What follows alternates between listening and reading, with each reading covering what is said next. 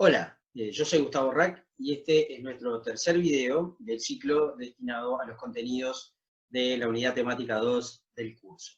Habíamos dicho en los videos previos que teníamos la intención de utilizar los rudimentos de la teoría de juegos para presentar interacciones sociales. Y es lo que vamos a hacer por primera vez en este video. Claro que nosotros habíamos dicho que nos interesaba especialmente representar dilemas sociales. Recuerden, situaciones en las que la acción de los individuos movidos por su propio interés conducía a resultados socialmente no deseables. Sin embargo, en este primer juego que vamos a presentar, no va a ocurrir eso. Vamos a ver que es un juego en el que los individuos, actuando movidos por su propio interés o por la racionalidad económica, conducen a un resultado socialmente deseable. Y por eso es que le llamamos a ese juego el juego de la mano invisible, en referencia a aquella idea, aquella metáfora planteada por Smith, de que movidos por su propio interés, las personas actúan en beneficio propio, pero hay una especie de mano invisible que conduce todos esos impulsos hacia un resultado socialmente deseable. Así que lo que vamos a hacer en este primer video es básicamente presentar el juego de la mano invisible. Y vamos a aprovechar ese juego también para presentar algunas cosas que forman parte de la teoría básica de juegos. Veamos entonces de qué consiste nuestro juego de la mano invisible. Se trata entonces de dos individuos, dos agricultores, Anil y Bala, que tienen que resolver qué van a cultivar, ¿sí? Si arroz o mandioca.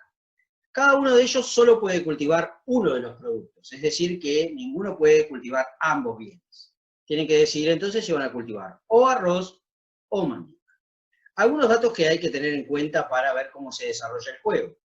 Por un lado, Anil posee una tierra que es más apta para la producción de mandioca, mientras que Bala posee una tierra que es más apta o más fértil en la producción de arroz.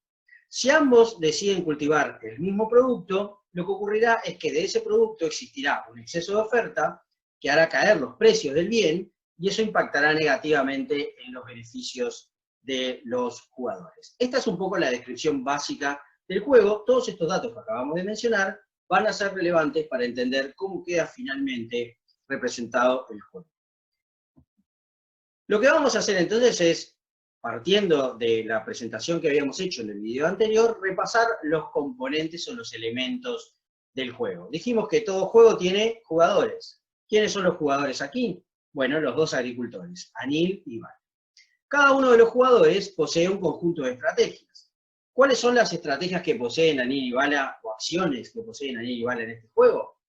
Cada uno de ellos puede jugar arroz o jugar mandioca, es decir, decidir cultivar arroz o decidir cultivar mandioca. Por lo tanto, cada uno de los jugadores tiene dos acciones o estrategias disponibles. El tercer elemento es la información, que es lo que sabe cada jugador. Bueno, este es un juego que se denomina un juego de información completa. Vamos a ver en una digresión que vamos a plantearnos inmediatamente, ¿qué quiere decir que un juego es un juego con información completa? El cuarto elemento son las reglas del juego, o sea, cómo se juega el juego. Bueno, este es un juego simultáneo. ¿Qué quiere decir? Que ambos jugadores tienen que tomar la decisión de qué van a cultivar al mismo tiempo. Es decir, los dos jugadores juegan al mismo tiempo.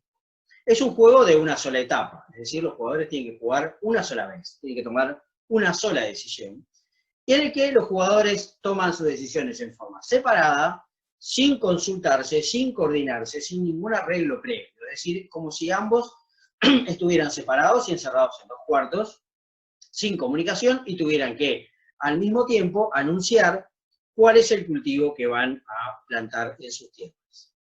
Resultados. ¿Cuáles son los posibles resultados? Bueno, dado que ambos jugadores tienen dos estrategias, vamos a tener 4 resultados posibles, ¿sí? Que resultan de esas combinaciones de acciones de los jugadores. Un resultado es que ambos decidan producir mandioca. Otro resultado posible es que ambos decidan producir arroz.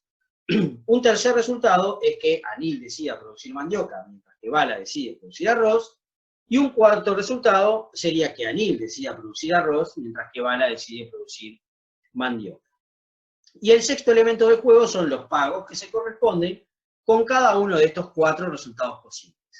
Esos pagos los vamos a plantear un poco más adelante, pero van a depender de la calidad de la tierra de cada uno y van a depender también de los precios del mercado, es decir, si hay exceso de oferta o no hay exceso de oferta de los bienes. Dijimos que íbamos a plantear una pequeña digresión para ver qué quiere decir que un juego es un juego con información completa. Esta es una idea muy intuitiva. La idea básica es que cuando un juego es de información completa, todos los jugadores saben todo lo relevante para el juego y ningún jugador posee información privada, es decir, algo que él sabe y los demás no, que pueda usar de forma arbitraria. Es decir, los jugadores en un juego con información completa son omniscientes en términos del juego. Una forma de representar este tipo de juego que estamos planteando es la construcción de la matriz de pago del juego. ¿Sí? Es una forma de representar en forma resumida un juego de este tipo. Cuando estamos hablando de un juego en el que hay simplemente dos jugadores, la matriz de pago es bastante sencilla de plantear porque nos alcanzará con una sola matriz para dejar representado el juego. Vamos a colocar en las filas a las estrategias de uno de los jugadores, en este caso estamos hablando de anil, arroz o mandioca, y en las columnas vamos a representar las estrategias posibles del otro jugador, de bala, ¿no? Arroz o mandioca. Por lo tanto, cuando tenemos dos jugadores, vamos a tener una sola matriz y vamos a tener tantas filas como estrategias disponibles tenga anil y tantas columnas como estrategias disponibles tenga bala. Y luego la lectura de esta matriz de pagos es muy similar a la lectura de los componentes de una matriz que ustedes puedan haber visto en algún curso de álgebra. Cuando representamos en una de las celdas estos pagos, ¿sí?, que están aquí, estos números que están aquí, lo que tenemos que tener claro es que el número que aparece a la izquierda o en primer término es el que se corresponde con las filas. Y por lo tanto, el valor que aparece en primer lugar sería el pago que recibiría anil si este fuera el resultado que se configura en el juego, es decir, que ambos juegan arroz. Mientras que B, que es el término que aparece más a la derecha o en segundo lugar, sería el pago correspondiente a las columnas, es decir, en este caso, a bala, que es el jugador que está representado en las columnas. Por lo tanto, B sería el pago que recibe bala si se configura el resultado arroz, arroz, es decir, anil juega arroz y bala también juega arroz. ¿Cuál es la idea? La idea es entonces completar una matriz de pagos de manera tal que aparezcan los pagos de anil y de bala para cada uno de los posibles 4 resultados que tiene este juego. Arroz, arroz, arroz, mandioca, mandioca, arroz o mandioca, mandioca. Vamos entonces, en función de los posibles resultados del juego, a tratar de configurar una matriz de pagos que sea consistente con las características que habíamos planteado en la descripción del juego original. Veamos, podemos empezar por cualquiera de ellos. Vamos a empezar por este que parece el más atractivo de todos. ¿Qué está ocurriendo aquí? Fíjense que este resultado del juego, este cuadrante de aquí, es el resultado que se corresponde con el hecho de que anil está cultivando mandioca, mientras que bala está cultivando arroz. ¿Cuáles son los pagos que obtiene cada uno? ¿Cuál sería la situación que se está configurando? Por un lado, tanto anil como bala están cultivando un bien cada uno. Y por lo tanto, no hay ni exceso de oferta de arroz, ni exceso de oferta de mandioca. Los precios de los bienes son relativamente altos. Y al mismo tiempo, los dos jugadores están cultivando aquel bien para el cual sus tierras son especialmente aptas, y por lo tanto el bien para el cual son más eficientes. Por eso los pagos de anil y de bala son relativamente altos, vamos a ver en comparación con el resto de la matriz. Por lo tanto, el pago de anil es 4 y el pago de bala en ese caso también es 4. ¿Qué ocurriría si, en este caso, en vez de producir mandioca, anil estuviera produciendo arroz, mientras que bala también estuviera produciendo arroz? Fíjense cómo cambian los pagos cuando nos pasamos de aquí para aquí arriba. ¿Qué está ocurriendo? Por un lado, los pagos de anil caen de 4 a 1. ¿Por qué se da esa caída tan radical? Por dos razones. Por un lado, porque de estar cultivando el bien para el cual es especialmente eficiente, anil estaría cultivando ahora el bien para el cual sus tierras no son particularmente aptas. Y por lo tanto hay un efecto que tiene que ver con la eficiencia productiva. Y hay un segundo efecto, y es que como los dos jugadores estarían cultivando arroz, el precio del arroz caería por el exceso de oferta. Por esa razón, los pagos de Anil, ¿sí?, cuando ambos están jugando arroz, pasarían a ser tan pequeños, en este caso, 1. ¿Qué pasa con los pagos de Bala? Bueno, Bala no se está viendo afectado por una cuestión de eficiencia productiva, porque ya dijimos que el arroz es el bien para el cual sus tierras son particularmente aptas. Pero sí está sufriendo el efecto del exceso de oferta que está deteriorando el precio del arroz.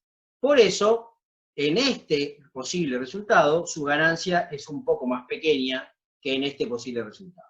Sigue cultivando el bien para el cual es especialmente apto, pero como el otro jugador también está cultivando arroz, el precio del arroz cae y la ganancia de Bala se deteriora. ¿Qué ocurriría si en vez de este cuadrante pasar para aquí, nos pasáramos para aquí? Es decir, Anil produce mandioca y Bala también produce mandioca. Veamos que el resultado, o los pagos, mejor dicho, son relativamente, o son mejor dicho, simétricos estrictamente respecto de este resultado de aquí. Ahora,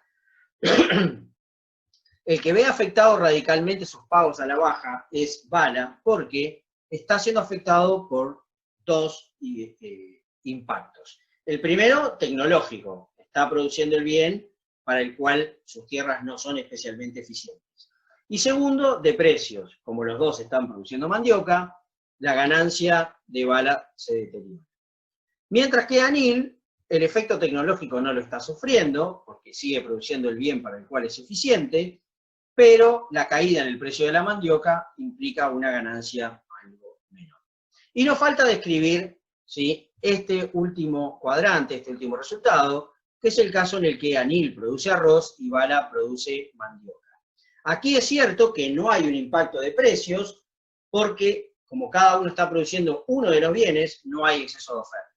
Pero las ganancias son más pequeñas porque los dos están cultivando el bien para el cual no son particularmente aptos. Por eso, si bien no hay impacto de precios, el impacto tecnológico hace que las ganancias de Anil y de Bala sean relativamente más bajas. Las cuestiones relativas a la toma de decisiones óptima y, por lo tanto, a la resolución de este juego van a quedar para un subsiguiente video. Nos vemos.